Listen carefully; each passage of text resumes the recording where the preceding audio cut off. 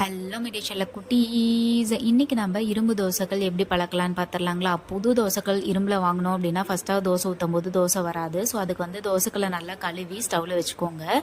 அடுத்ததாக வந்து பார்த்தோன்னா உருண்டை உளுந்து இந்த மாதிரி கொஞ்சமாக வந்து தோசைக்கல்லில் போட்டுக்கோங்க. போட்டுட்டு ஒரு தோசை கரண்டியை வச்சு எல்லா இடத்துலையும் வந்து ஸ்ப்ரெட் பண்ணி விடுங்க. அந்த ரவுண்டு ஃபுல்லாகவுமே வந்து இந்த மாதிரி ஸ்ப்ரெட் பண்ணி விட்டோம் அப்படின்னா உளுந்து வந்து கலர் சேஞ்ச் ஆகும். அதே மாதிரி வந்து ஸ்மெல்லும் வர ஆரம்பிக்கும். ஸோ அந்த அளவுக்கு வந்துட்டு நல்லா வந்து வறுக்கணும். இப்படி நம்ம பண்ணுறதுனால நம்மளுக்கு தோசை வந்து ஈஸியாக வரும். அதே மாதிரி நான் இன்னொரு மெத்தட்லேயும் எப்படி தோசைகள் பழக்கலான்னு இன்னொரு வீடியோ போட்டிருக்கேன். அதையும் டேக் பண்ணுறேன், செக் பண்ணி பாருங்கள். அடுத்ததாக அந்த உளுந்தை எடுத்துட்டு ஒரு வெங்காயத்தை இந்த மாதிரி கட் பண்ணி ஒரு நைஃப்பில் குத்தி எல்லா இடத்துலையும் படுற மாதிரி நல்லா தேய்ச்சி விடுங்க.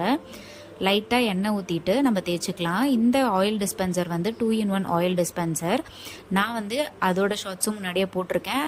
வேணும்னா கமெண்ட்ஸில் கொடுக்குறேன், அதையும் செக் பண்ணி பாருங்கள். ரொம்ப யூஸ்ஃபுல்லாக இருக்குது.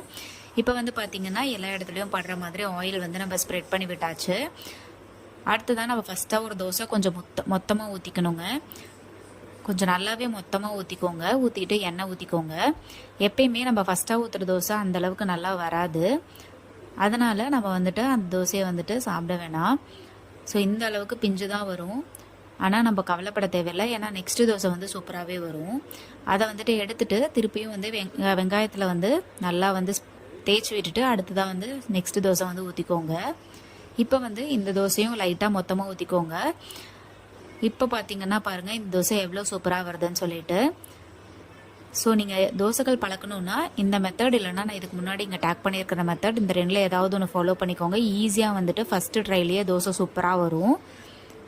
நம்ம சேனலுக்கு சப்ஸ்கிரைப் பண்ணிடுங்க. பக்கத்தில் இருக்கிற பெல் ஐக்கானையும் கிளிக் பண்ணிடுங்க. டட்டபை.